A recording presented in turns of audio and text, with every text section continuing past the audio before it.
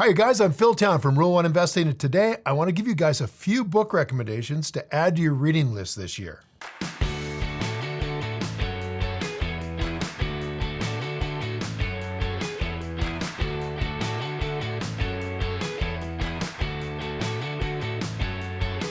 As a reminder, make sure you click the subscribe button, and the bell icon is going to get you notifications when I release new videos. All right, this is amazing. Did you know that Warren Buffett reads 500 pages per day? He says that knowledge builds up like compound interest. He actually devotes 80% of his day just to reading. Now, I can already hear you yelling back at me, hey man, I have a job, I got kids, I'm busy. But here's the thing, if you make time for this, the things you will learn will help you with all of that. What if you were always up to date on the stock market for businesses you were interested in? What if you could be building your wealth in a passive way just by reading, 500 pages and putting that into action? Exactly. That's life-changing. So I've got some great investing book recommendations for you this year. You're going to want to start with these, get rolling on that 500 pages. The first one on my list is called Buffett, The Making of an American Capitalist. It's by Roger Lowenstein. It came out, 20 some years ago. Phenomenal book. Warren Buffett has become an American icon for a really good reason. He started really simple. He started with like $100. He invested consistently.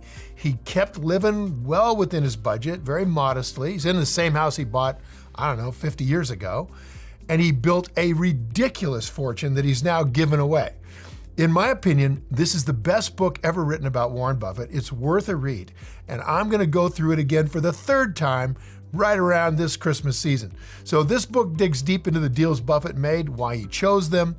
I think it's a timeless handbook for investing, and it takes a hard look at the way Buffett's values drove his investment choices, and you know I love that. You can't go wrong with this one, okay? So go get that, read that. My second book recommendation is Misbehaving, The Making of Behavioral Economics by Richard H. Thaler. That's T-H-A-L-E-R, not T-A-L-L-E-R. I know, but it sounds like taller.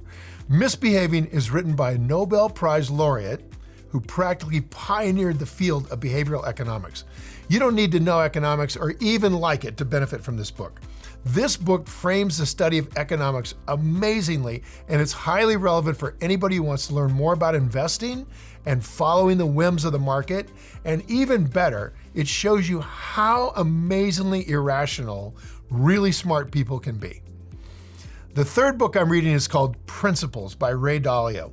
You've probably heard me recommend it before. I'm recommending it again. This book is part memoir, part how-to guide for crafting your life that you want based on the principles that matter to you. You're going to find immense practical wisdom here from this guy, a legend who runs the most valuable hedge fund in the world. Ray is an amazing, amazing person. And it's not just for the wealthy CEOs, this book. There's wisdom in here for everybody, but the emphasis on this is on leading and building what you want through unshakable principles. Now, I know you think this is a lot of books piling up, but you have all year to do this. You don't have to rush yourself. You really don't have to do 500 pages a day. This is a learning process. And it's important to really go through these kinds of books and understand them and apply them to yourself. You'll be a better person, and your life, you'll have a better life. You apply it when you want to. You apply what appeals to you, what rings a bell. Now, any of these books have the power to change your perspective and make you think.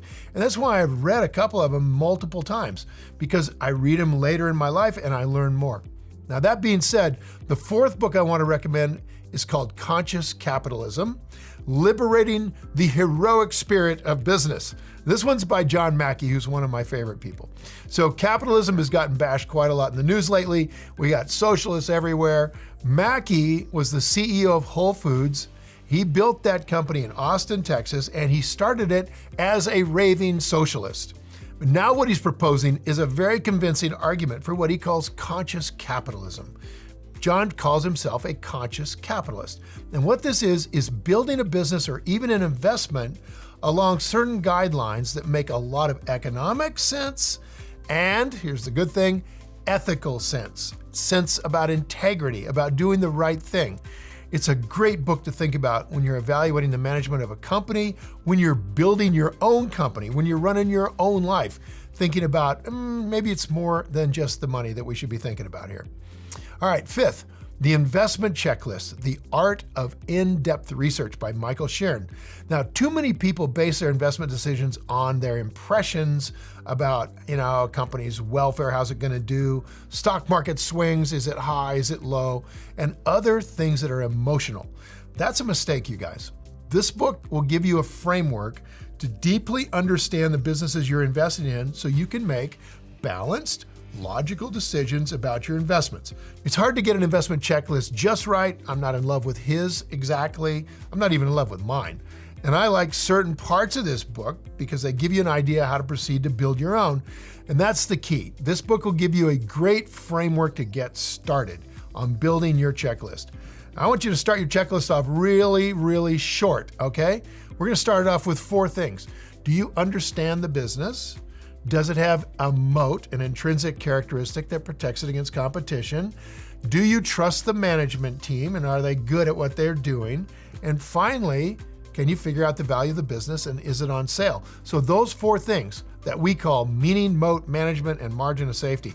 That's your beginning checklist. You can dig in deeper after that. Mine's slightly longer.